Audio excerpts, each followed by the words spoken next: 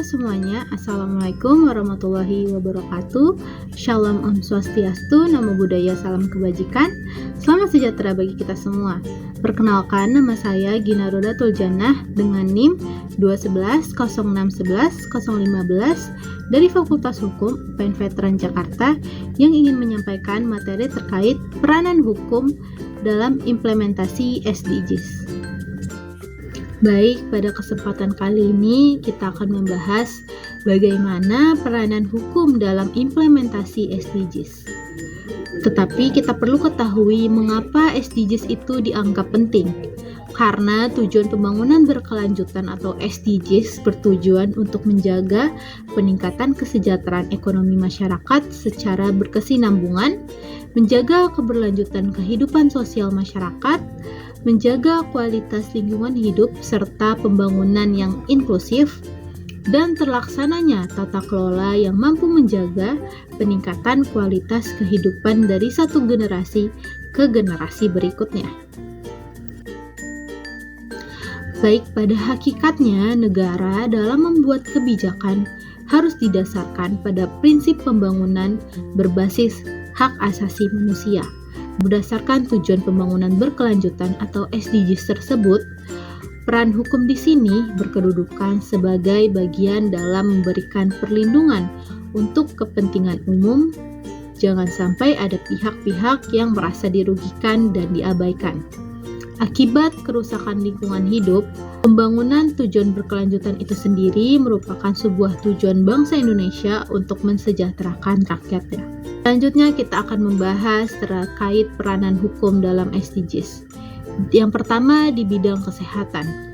Hukum dapat menjadi alat yang ampuh untuk memajukan kesehatan global, namun masih kurang dimanfaatkan dan kurang dipahami oleh orang banyak, apalagi jika berbicara tentang SDGs. Hukum mempunyai peran penting dalam bidang kesehatan untuk semua orang. Hukum merupakan alat penting untuk menetapkan kerangka kerja yang memungkinkan pemerintah dan profesional kesehatan melakukan semua hal yang mereka bisa untuk mencapai kesehatan untuk semua. Hal ini mencakup namun tidak terbatas pada melindungi hak-hak individu, khususnya hak untuk tidak menghadapi diskriminasi dalam mengakses layanan kesehatan, menilai alat-alat lama dan baru untuk meningkatkan kesehatan masyarakat, dan memantau tindakan pemerintah untuk memastikan tidak ada satu orang pun yang tertinggal. Oleh karena itu, penting bagi para profesional kesehatan untuk bekerja sama, memahami satu sama lain, dan menghargai kompetensi satu sama lain. Yang kedua, yaitu di bidang lingkungan hidup. Peran hukum pidana lingkungan hidup menjadi dasar yuridis dalam melakukan batas-batas kewenangan yang dilakukan terhadap lingkungan serta menjadi landasan dalam penegakan hukumnya. Dengan adanya relevansi hubungan hukum pidana lingkungan Indonesia dengan SDGs diperlukan sebagai penegak hukum dalam mendukung tercapainya tujuan di dalam SDGs. Dalam tujuan 13 SDGs yang berkaitan penanganan perubahan iklim yang berbunyi mengintegrasikan tindakan antisipasi perubahan iklim ke dalam kebijakan strategi dan perencanaan nasional, di mana dalam hal kebijakan ini juga berhubungan dengan kebijakan hukum dalam memberikan perlindungan dan pengelolaan lingkungan hidupnya. Hal ini juga didasari harus adanya kebijakan maupun rencana dalam pembangunan berkelanjutan. Unsur penegakan hukum juga merupakan poin dari tujuan ke-14.5 mengenai ekosistem laut, di mana harus ada konsistensi hukum nasional dalam melestarikan wilayah pesisir laut. Serta dalam tujuan 15.3 dan tujuan 15.7 mengenai ekosistem darat, di mana harus melakukan langkah memerangi penggurunan, degradasi tanah dan lahan, serta menghentikan perdagangan liar terhadap spesies flora dan fauna secara ilegal. Karena upaya-upaya untuk mencapai tujuan ini harus ada upaya preventif dan represifnya dalam mengendalikan dampak lingkungan, sehingga memerlukan penegakan hukum yang efektif, konsekuen, dan konsisten untuk mengurangi dampak kerusakan lingkungan hidup. baik yang sudah terjadi maupun yang akan terjadi nantinya.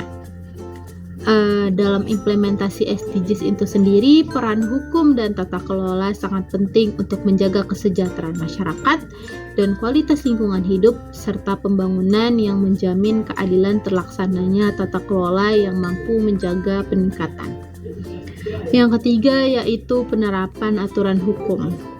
Pelaksanaan tujuan pembangunan berkelanjutan di Indonesia diatur melalui Peraturan Presiden Republik Indonesia Nomor 111 Tahun 2022 tentang pelaksanaan pencapaian tujuan pembangunan berkelanjutan yang memuat tujuan TPB, yaitu untuk menjaga peningkatan kesejahteraan ekonomi masyarakat secara berkesinambungan.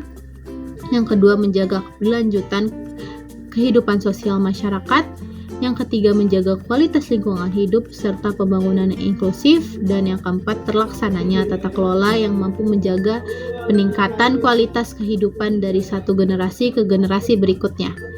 Prinsip-prinsip TPB atau SDGs diterapkan dalam setiap proses pelaksanaan TPB atau SDGs di Indonesia. Prinsip pertama adalah universality, yaitu mendorong penerapan TPB ini di seluruh wilayah Indonesia. Prinsip kedua adalah integration, yang mengandung makna terintegrasinya dan saling keterkaitan antara dimensi sosial, ekonomi, lingkungan, serta hukum dan tata kelola. Prinsip yang ketiga adalah no one left behind, atau tidak ada seseorang pun yang tertinggal, yang menjamin bahwa pelaksanaan TPB atau SDGs ini harus melibatkan semua pemangku kepentingan dan memberikan manfaat bagi semua orang. Penerapan prinsip-prinsip tersebut memastikan SDGs dilaksanakan secara inklusif melalui gerakan bersama pemerintah dan pemangku kepentingan non-pemerintah. Antara lain ada ormas, filantropi, pelaku usaha, dan akademisi. Dengan terbitnya Peraturan Presiden Republik Indonesia Nomor 111 Tahun 2022, beberapa poin penting yang perlu diperhatikan antara lain adalah pemutakhiran sasaran nasional TPB serta memperkuat peran gubernur sebagai wakil pemerintah pusat dalam implementasi TPB di tingkat daerah, serta mendorong skema pembiayaan inovatif untuk pelaksanaan TPB. Maka dari itu, aturan hukum yang efektif memainkan peran penting dalam mengatur kerangka kerja pemerintah dan masyarakat dalam implementasi SDGs. Aturan hukum harus menjamin pertanggungjawaban pembangunan dan menjaga kesejahteraan masyarakat serta kualitas lingkungan hidup. Dengan demikian penjelasan dari saya, kurang lebihnya mohon maaf. Wassalamualaikum warahmatullahi wabarakatuh.